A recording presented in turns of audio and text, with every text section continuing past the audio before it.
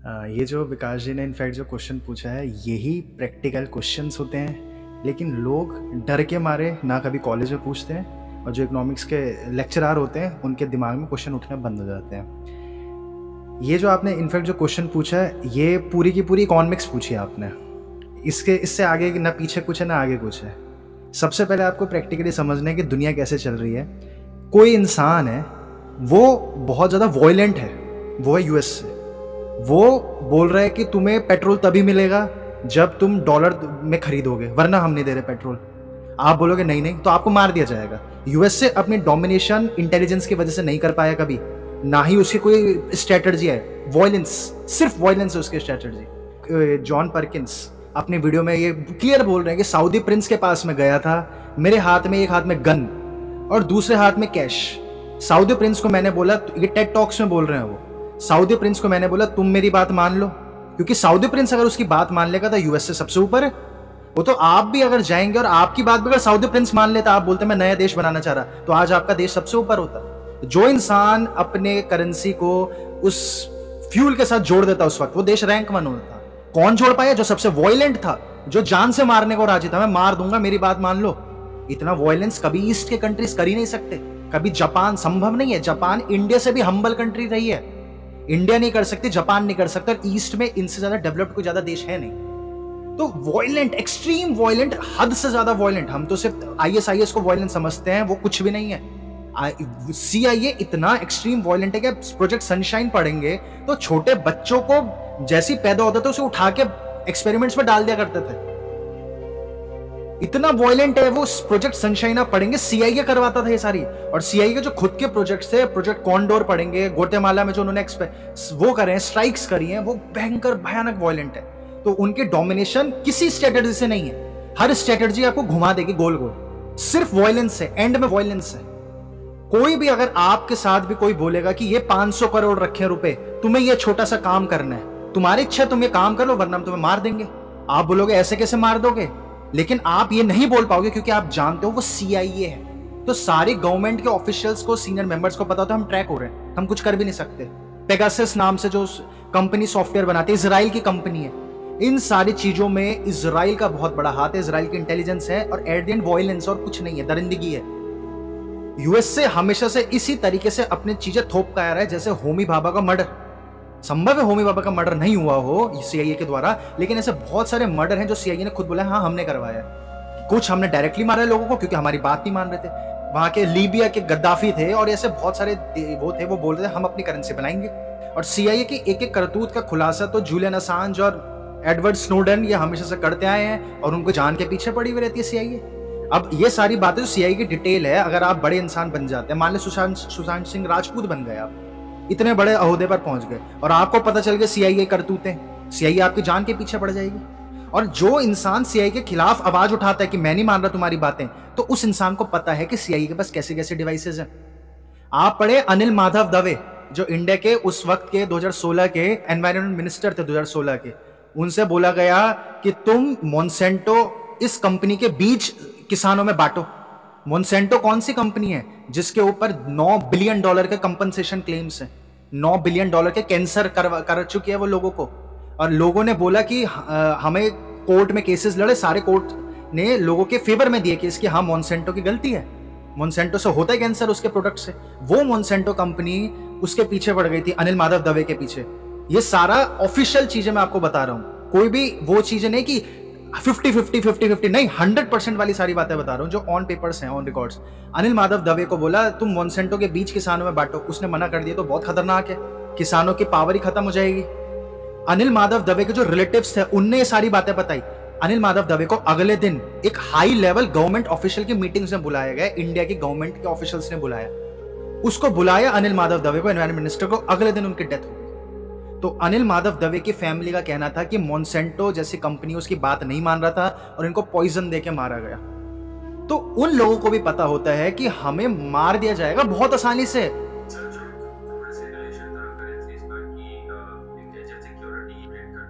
बिल्कुल, वो इन्फ्लेशन का आप बोल रहे थे, इन्फ्लेशन कैसे बढ़ती है और कितना मनी प्रिंट कर सकते हैं, ज्यादा कर दे तो प्रिंट। तो आप ये समझिए कि एक होता है टेक्निकल चीजें हैं जिनका मकसद सिर्फ इंसानों को घुमा के रखना है, टेक्निकल चीजें फिर भी मैं आपको बता देता हूं कि एक CRR होता है, एक SLR होता है। ये बैंकों को अपने पास रखना होता है। बैंक कभी भी एक्स्ट्रा मनी प्रिंट नहीं कर सकता। गोल्ड बैक्ड प्रिंटिंग अब नहीं होती, पहले होती थी गोल्ड बैंक प्रिंट, लेकिन फिर भी सारे देश खूब सारे पैसे क्यों नहीं प्रिंट कर देता? अगर गोल्ड नहीं है तो करते रहो प्रिंट, लेकिन अगर गोल्ड बैक प्रिंटिंग नहीं है, सारे देश इसलिए प्रिंट नहीं करते क्योंकि ये जैसे कोरोना की थ्योरी है कि कोरोना हो जाएगा, वैसी एक थ्योरी होती है जैसे लोगों को होता है कि गंदे हाथ से खाना खाए तो बीमार पड़ जाओ, अगर पड़ते हैं लोग क्योंकि सोच नहीं पाएंगे इंसान। तो ये थ्योरी है जो कि ऑफिशियल 50-50 है इसके ऊपर, सिर्फ थ्योरी है कि अगर हमने ज्यादा मनी प्रिंट कर दिए, आप सब ये समझिएगा, अगर ज्यादा नोट प्रिंट कर दिए सबके पास नोट आ जाएंगे। लेकिन वो बोलते हैं कि जब सबके पास पैसा आ जाएगा, सबके पास पैसा आ जाएगा, क्योंकि प्रिंटिंग नोट करने की वजह से बैंकों पे पैसा आएगा, बैंक को पैसा बिजनेसमैन को पकड़ाएंगे, बिजनेसमैन पे ज्यादा लोन देंगे, ज्यादा बिजनेसमैन पे पैसा आया तो बिजनेसमैन ज्यादा एम्प्लॉय हायर करेगा, ज्यादा बिजनेस करेगा, तो एट द एंड जनता के पास वो पैसा पहुंच जाएगा जो ज्यादा प्रिंट हुआ था। तो हर किसी के पास ज्यादा पैसा आ जाएगा। जब ज्यादा पैसा आ गया तो लोग ज्यादा चीजें खरीदेंगे। अभी आप एक महीने में 3 टी-शर्ट खरीदते तो आप एक महीने में 6 टी-शर्ट खरीदोगे, शर्ट की शॉर्टेज हो जाएगी। अगर आप इस वक्त गाड़ी नहीं खरीद पा रहे तो आप पे पैसा है, आप गाड़ी खरीदोगे, खाना ये सारी चीजें ज्यादा खरीदोगे। तो ये इन लोगों का तर्क होता है, जबकि ये कंप्लीटली उल्टा है। इनका तर्क होता है तो इंसान जब ज्यादा खरीदेगा तो चीजों की डिमांड बढ़ जाएगी अपने आप की, चीजों की डिमांड अपने आप बढ़ जाएगी तो कंपनी वाले क्या करेंगे, चीजें महंगी कर देंगे।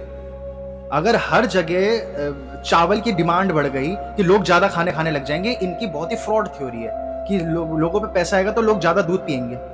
भूख कहां से बढ़ जाएगी वो नहीं बताएंगे, भूख भी तो बढ़नी चाहिए ज्यादा भोजन के लिए, लेकिन ये बोलेंगे कि डिमांड बढ़ जाएगी, डिमांड बढ़ेगी तो मार्केट में उसका दाम बढ़ा दिया जाएगा, दाम बढ़ा दिया जाएगा तो इन्फ्लेशन बढ़ती जाएगी। तो ये इनकी पूरी गोल थ्योरी है कि अगर ज्यादा पैसा छापा तो जनता पे ज्यादा पैसा आएगा, जनता ज्यादा चीजें खरीदेगी और ज्यादा चीजें खरीदेगी, दुकानदार दाम बढ़ा देंगे, उसको दाम बढ़ाने को इन्फ्लेशन बोलते हैं। तो इनकी ये थ्योरी है, जबकि कंप्लीटली डिफॉल्टेड है और एक्सपेरिमेंट्स कर चुके हैं, मेटा एनालिसिस पढ़े हुए हैं कि 50-60 केस स्टडीज इकट्ठा करी गई कि जहां जहां ज्यादा नोट छापे गए तो क्या भाई इन्फ्लेशन बढ़ी। तो पूरा का पूरा कंक्लूजन है कि ऐसा तो कुछ भी नहीं हुआ।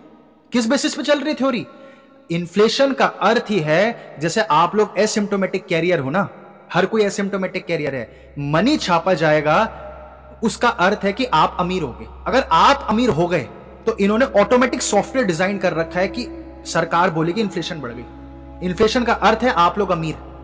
इन्फ्लेशन का अर्थ इन्होंने टेक्निकली शब्दों में बोल रखा है मनी इन पब्लिक ज्यादा हो जाना, मनी लिक्विड मनी ज्यादा हो जाना। उसका अर्थ होता है कि आपका बिजनेस ग्रो कर गया, आपका बिजनेस ग्रो करके तो सॉफ्टवेयर ऐसा बने कैपिटलिज्म का, अब सरकार डिसाइड करेगी ज्यादा पैसा आ गया इस इंसान पे, उन्होंने घुमा देंगे शब्दों को, बोलेंगे कि पब्लिक के पास ज्यादा मनी आ गई है, महंगाई बढ़ जाएगी, तो सक कर लिया जाएगा, मनी खींच लिया जाएगा, ये लोगों को घुमाने के लिए। ये कैपिटलिज्म का मॉडल ही ऐसे। अब आप इसे जब आपने सवाल पूछा है तो ये बहुत जरूरी है, क्योंकि दुनिया मनी है, तो आपको इसे गहराई पर समझना पड़ेगा कि अगर आप पे ज्यादा पैसा आ गया तो आप क्या चीजें ज्यादा खरीदोगे। अभी आप 6 रोटी रात को खाते हो तो 25 थोड़ी खा जाओगे, ज्यादा गेहूं थोड़ी खा जाएगा इंसान, या ज्यादा शराब थोड़ी पी जाएगा। जो भी इंसान खरीद रहा है, शराब तो बिल्कुल फूड का आइटम नहीं है, ज्यादा चीजें नहीं खा सकता इंसान। अगर कोई इंसान एक दिन में 4 बिस्किट खाता है तो वो 4 ही खाएगा, 25 थोड़ी खा जाएगा। लेकिन ये बीच की जो नॉलेज है ये स्किप कर दी जाएगी। लोग क्योंकि सोचने की एबिलिटी नहीं रखते तो लोगों को लगेगा हाँ चीज ज्यादा खरीदी जाएगी, तो गेहूं महंगे हो जाएंगे। इन्फ्लेशन से कभी गेहूं महंगे नहीं हो सकते, क्योंकि इंसान की भूख तो इतनी रहेगी।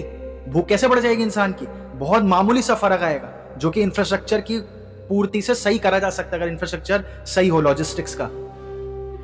लेकिन ये क्या करते हैं, बोलेंगे कि अगर आप पे पैसा आएगा तो आप ना पेट्रोल ज्यादा कंज्यूम कर लोगे। ये इनका सिर्फ एक तर्क है, कैसे महंगाई बढ़ रही है मनी छापने से, सिर्फ एक तर्क है, और कोई तर्क मौजूद ही नहीं है। दुनिया के किसी आप इकोनॉमिस्ट से पूछ लें, आप रघुराम राजन को पकड़ के बैठा दें, सिर्फ एक तर्क है कि आप अगर आप पे पैसा आएगा तो आप ना गाड़ी खरीदोगे, गाड़ी खरीदोगे ज्यादा पेट्रोल यूज करोगे आप। बिल्कुल संभव है, इंसान गाड़ी खरीदेगा पेट्रोल यूज करेगा, और पेट्रोल ज्यादा यूज करेगा तो पेट्रोल की कमी हो जाएगी। पेट्रोल की कमी हो गई तो पेट्रोल पंप वाले महंगा कर देंगे दाम, तो फिर पेट्रोल का दाम महंगा हो गया तो आप समझते हैं उसके आगे तो कि हर चीज महंगी हो जाएगी, ट्रांसपोर्टेशन कॉस्ट बढ़ जाएगी। सिर्फ एक तरफ पे चलता है इनका, ये सिर्फ एक तरफ पे। और अगर आप पे पैसा आया तो आप कपड़े ज्यादा ही तो खरीदोगे, खाना तो ज्यादा नहीं खाओगे, तो टी शर्ट के दाम बढ़ने तो क्या दिक्कत है? जो टी शर्ट आपको 200 की मिल रही 5000 की दिक्कत है, क्या दिक्कत है? 5000 की हो जाए, इंसानों को कोई नुकसान नहीं हो सकता, सिर्फ इंसानों को इन्फ्लेशन से ये नुकसान करवाया जाता है। क्योंकि अगर इन्फ्लेशन नहीं कराई गई, ये सिस्टम ऑटोमेटिक ऐसा है, अगर इन्फ्लेशन नहीं करवाई गई और इकोनॉमी नहीं ब्लास्ट करी गई तो आप लोग अमीर होते ही जाओगे, होते जाओगे, होते जाओगे, होते जाओगे, और इतने अमीर हो जाओगे कि आप उनकी बराबरी पर पहुंच जाओगे। रिसेंटली वो स्टेट हो चुकी थी, इंसान इतना अमीर हो रहा है। ये किसने बोली है बातें? ये बातें तो खुद उन्होंने वर्ल्ड इकोनॉमिक फोरम ने अपने ग्रेट रिसेट की वेबसाइट पर ये लिखा हुआ है। इंसान अमीर होता जा रहा था, इतने ज्यादा बिलियनर्स होते जा रहे थे कि गड़बड़ी हो रही थी दुनिया में। ये कैपिटलिज्म का मॉडल ऐसा है, आप अमीर होंगे ही होंगे, आप जो काम कर रहे हो वो करते, लेकिन उसको रोकने के लिए उन्होंने इन्फ्लेशन का ऐड करा है। इन्फ्लेशन के ऊपर आप दुनिया का सारा टेक्स्ट पढ़ लो, किसी को भी इस चीज की क्लैरिटी नहीं है, बहुत कम लोगों को क्लैरिटी है। लेकिन फिर जैसे कि सऊदी के वो प्रिंस और ये सारी चीजें ये लोग करते हैं, उन्हें मार दिया जाता है। इन्फ्लेशन घुसेड़ी गई है, डाली गई है, संभव नहीं है। एक मतलब संभव तो सब कुछ है, मैनेज करा जा सकता है उसे, बहुत इजीली नेगोशिएट करा जा सकता है। बहुत सारी देशों ने करा है, बहुत सारे देशों ने करा है। साउथ अमेरिका की कुछ कंट्रीज ने करा था कि पेट्रोल पे कीमत पे लिमिट लगा दी, हर चीज की कीमत पे लिमिट लगा दी कि इन्फ्लेशन नहीं बढ़ने देंगे, इससे महंगा नहीं होने देंगे। इससे महंगा अगर नमक की थैली 30 रुपए की, तो उससे 50 नहीं करने देंगे हम, तो नमक की ज्यादा बिक गया, लेकिन वो मैनेज होने लग जाता है। फिर ये क्या करते हैं, ये क्या करेंगे, उस देश में, इनके पास तो बहुत टेक्नोलॉजीज है ना, उस देश में मीडिया की मदद से सरकार गिरवा दी जाएगी। हमेशा से होता है, सरकार गिरवा दी जाएगी। तो जो टेक्निकलिटीज हैं वो ऐसे हैं, डॉलर या कोई भी करेंसी गोल्ड की मदद से प्रिंटिंग अब नहीं होती, पहले होती थी। अब फ्री फ्लोटिंग इकोनॉमी है। सिर्फ बैंकों के पास ये मजबूरी है कि बैंकों को अपने अकाउंट में CRR यानी कैश रिजर्व रेशियो, यानी कि अगर बैंक पे 100 रुपए हैं तो उसे 4 रुपए एक्स्ट्रा रिजर्व रखना पड़ेगा कैश के रूप में, 4 रुपए रखने बैंक को अपने पास। SLR यानी स्टैट्यूटरी लिक्विडिटी रेशियो, ये भी कुछ ऐसे 4, 5 या 6% है, वो अपने को बैंक को रखना पड़ेगा। कुछ अलग बॉन्ड्स के रूप में 11%, और फिर एक बेसल अकॉर्ड होता है। एक बेसल अकॉर्ड के हिसाब से बैंकों को ओवरऑल सब कुछ मिला जुला के कुछ 20% अपने पास रखना है, बाकी 80% बैंक लोन में दे सकती है। अब अगर सारे लोग ये पैसा मांग लेंगे तो बैंक क्रैश करेगा ही करेगा। यही होना है, यही होता जाएगा। वो उससे पहले हम डिस्कस कर चुके हैं कि इस सिचुएशन से, इकोनॉमिक कोलैप्स से बाहर आने का बहुत ही सिंपल सॉल्यूशन है कि वो और मनी प्रिंट कर देंगे। हमेशा से ही मनी प्रिंटिंग हो रही है, वो डिसाइड कर बैठे होते कि अब ये करना है, अब ये करना है, और ये बहुत पहले से चल रहा है। और आप जो 1918 के जो यूएस के प्रेसिडेंट थे, उनके आप स्टेटमेंट्स पढ़ोगे वर्ल्ड वॉर 2 के टाइम पे, वो तो स्पष्ट कह रहे हैं कि जैसे मैं पॉलिटिशियन बना, मुझे तुरंत रियलाइज हुआ कि एक पावर है पूरी दुनिया में फैली हुई, वो इतनी इंटेलिजेंट है, इतनी इंटेलेक्चुअल है, इतनी सटल है। सटल यानी कि बहुत बारीक है, किसी को ऑब्जर्व में नहीं आ रही। वो उस पावर से दुनिया का हर पॉलिटिशियन डर रहा है, हर पॉलिटिशियन डर रहा है, और उस पावर के आगे उन्हें झुकना पड़ता है। वो पावर है जो सब कुछ इन्फ्लुएंस कर रही है। ऐसे ऐसे स्टेटमेंट्स दिया करते थे 1918, 1919 के जो यूएस के प्रेसिडेंट, इन्होंने एग्जैक्टली जैसे कोरोना को घुमा रखा है। ये सारी चीजें हैं एसिम्प्टोमेटिक कैरियर जो हम बोलते हैं। एसिम्प्टोमेटिक कैरियर के जैसे कंसेप्ट है, वैसे कंसेप्ट है। आप लोग अमीर होंगे तो क्या और कैसे रोकें? इन्फ्लेशन डाली जाएगी। इन्फ्लेशन को ये वहां पे बॉम्ब ब्लास्ट करवाते हैं, लड़ाइयां करवाते हैं। आप जानते हैं, आप जानकर हैरान होंगे कि जो अगर आपके पास $1 मिलियन आ जाए, तो $1 मिलियन अगर आप अपने देश की मेट्रोलॉजिकल डिपार्टमेंट को दोगे, यूएसए के और मैक्सिको में प्रबंध है, तो वो आपके घर में, आपके घर के आसपास 2 घंटे बारिश करवाएंगे। ये मजाके चल रही है दुनिया के साथ। $1 मिलियन में 2 घंटे की बारिश, आप गूगल करें, ये कॉन्ट्रैक्ट्स हैं। अगर तुम्हें 20 मिनट बारिश करानी तो बारिश खरीद लो। ये बारिश जहां मर्जी वहां करवाई जा सकती है। वहां पे जहां लोगों के पास खेत होते हैं, तो उनके अगर बारिश ऊपर नीचे हो जाती है तो पैसे देते हो, बारिश करवाते हैं। इस स्थिति पर है।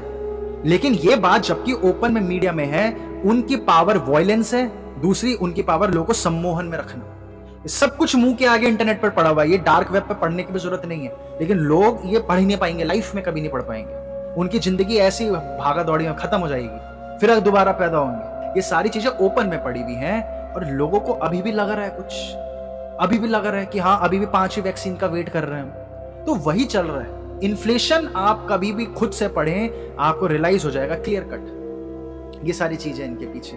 कुछ ज्यादा टेक्निकलिटी से मत जाएं। टेक्निकलिटीज और बेसल अकॉर्ड अलग है, वो किस हिसाब से डिसाइड कर रहे हैं 11% होना चाहिए, बहुत सारी चीजें हो जाएंगी। तो मैं उम्मीद कर रहा हूं कि आपका रफ जो आपने ऊपर ऊपर से पूछा था वो हमने कवर कर दिया। हाँ जी मैम।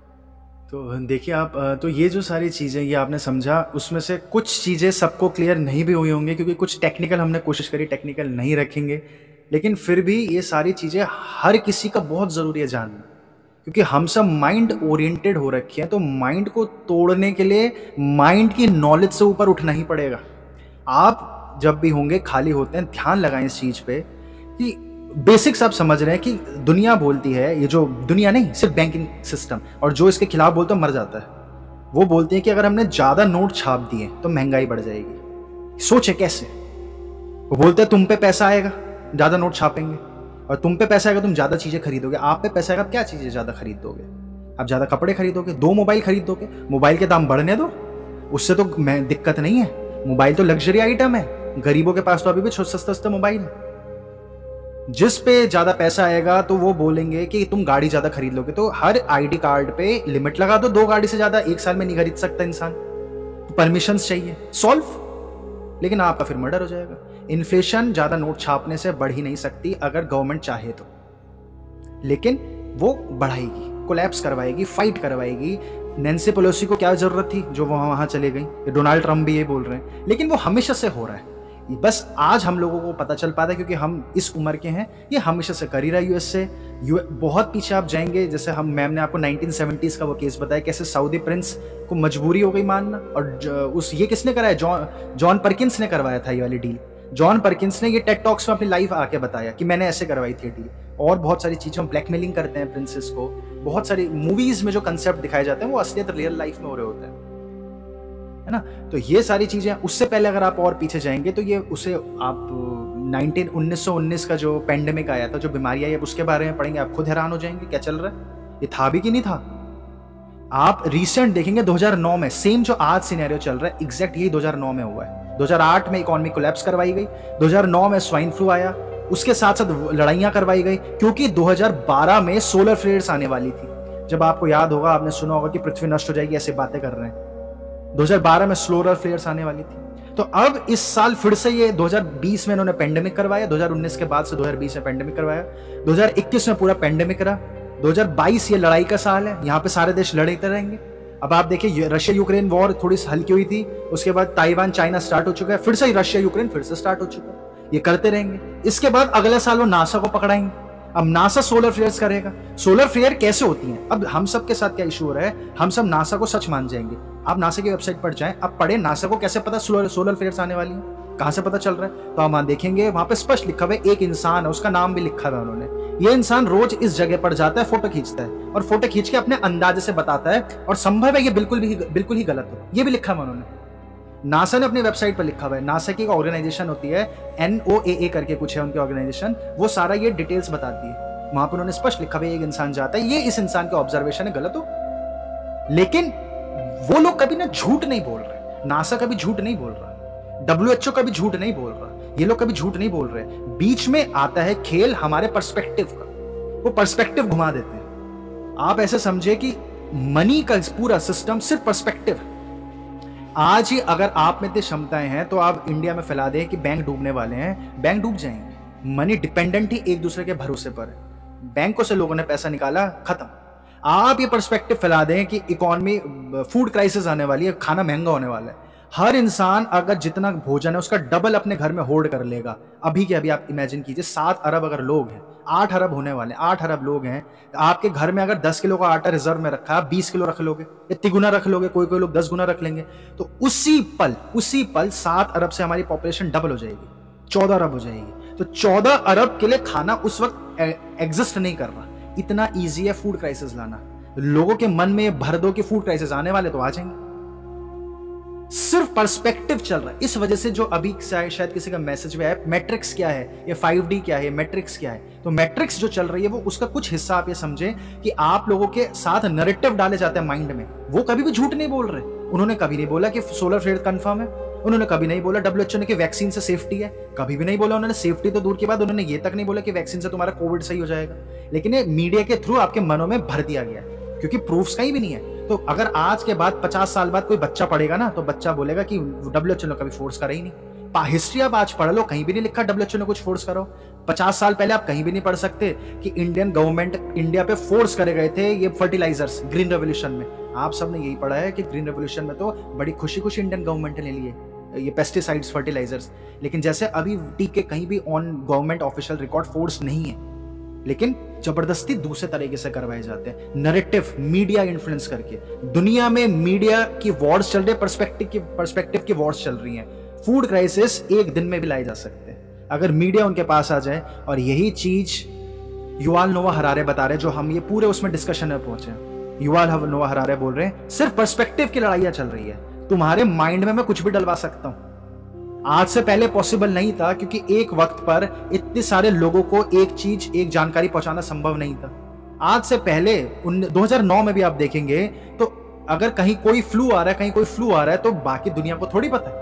पूरी दुनिया को आज पहली बार एक साथ जानकारियां फैलाई जा सकती हैं। एक साथ जब जानकारियां फैलाई जाएंगी तभी क्राइसिस की सिचुएशन आएगी, तभी इंसान भय में आता है। और अगर आज ही 10 न्यूज चैनल में, अभी आप घर जाओ और 10 न्यूज चैनल में आपके वो आ जाए कि फूड क्राइसिस आ गए, लगभग हर कोई इंसान, 90% इंसान करीब 6 महीने का खाना लेके बैठ जाएगा, आ गई फूड क्राइसिस।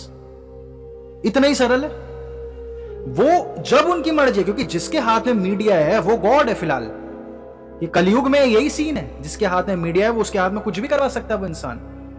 मीडिया जो विसल ब्लोअर्स बनते हैं उनका मर्डर हो रहा है। तो वॉयलेंस और मीडिया पे कंट्रोल कोई भी चीज क्रिएट करवा सकता है, कोई भी चीज क्रिएट करवा सकता है। एलियंस आ जाएंगे कल की तारीख को, सोलर फ्लेयर्स आ जाएंगे कल की तारीख को। लेकिन आपको खुद एक बार सोचें कि ज्यादा नोट छापने से, थ्योरीज पढ़े, अलग अलग थ्योरीज पढ़े, सिर्फ एक वर्ल्ड इकोनॉमिक फोरम की बात मत माने, सिर्फ WHO की बात मत माने, डॉक्टर बिस्वरूप भी हैं एक तरफ। खुद से थ्योरीज पढ़ेंगे तो आप, रिसर्च पेपर्स पढ़ेंगे तो आपको एहसास होगा कि 55 देशों में नोट छापे गए। आपको क्या लगता है चाइना अमीर कैसे हुआ? हाँ, चाइना का देखे ना लाइफ, चाइना कैसे अमीर हुआ? चाइना ने इतनी एक्स्ट्रा प्रिंटिंग करी नोटों की, इतनी एक्स्ट्रा नोट प्रिंटिंग करी कि उन्हें जानबूझकर नोट को डिवैल्यूएट करा। नोट डिवैल्यू का मतलब होता है कि आप सभी अमीर हो गए, सब कुछ एक्सेसिबल हो गया आप लोगों के लिए। आप बोले 50,000 का मोबाइल फोन है, हर किसी पे 50,000, हर कोई मोबाइल फोन खरीद पा रहा है। तो इसे वो टेक्निकल टर्म्स में बोलेंगे, नेगेटिव शब्द देंगे, आपके संपन्नता को नेगेटिव शब्द दिया जाता है, डिवैल्यूएशन ऑफ मनी। चाइना ने इतने मनी प्रिंट कर दी कि इस एक्स्ट्रा मनी से उसने यूएस के ट्रेजरी बॉन्ड्स खरीद लिए बहुत सारे, जैसे सऊदी अरेबिया। टेक्निकल टर्म्स हो जाएंगे, हम इन पर नहीं जाएंगे। तो चाइना ने मनी प्रिंट कर पब्लिक में डिस्ट्रीब्यूट कर वो पैसा बंटवाया और इंडस्ट्रीज लगवाई। अब इसी की वजह से चाइना को जो थोड़ा बहुत खतरा है वो सिर्फ यही खतरा होता है। आप देखिए, अगर इंडिया में एक्स्ट्रा नोट आ गए, सिर्फ एक चीज होगी, अभी आप इसके आगे भी समझे, सब पे अगर तनख्वाह अभी 50,000 है, आपकी 50 लाख हो गई, फिर क्या होगा? तो एक नया नाम आ जाएगा। जैसे पहले आना था, आने के बाद पैसा आया, पैसे के बाद रुपए आया, रुपए के बाद अब कुछ और आ जाएगा, उसके बाद कुछ और आ जाएगा। तो ये ऐसे ही चलता रहेगा। जो भी देश है, पहले सेंट है, सेंट के बाद डॉलर आ गया, डॉलर के बाद नई चीज आ जाएगी। ये मनी का सिस्टम बहुत पहले से ऐसे चल रहा है। अभी पहले हम आने में ट्रेड करते थे, आने के बाद पैसे पे ट्रेड करने लग गए। पढ़े लिखे लोगों को बेवकूफ बनाने के लिए कुछ थ्योरीज डालना जरूरी है। वो थ्योरीज नहीं डालेंगे तो जो उनके साथ के लोग हैं वो हल्ला मचाएंगे कि ये क्या कर रहे हो तुम।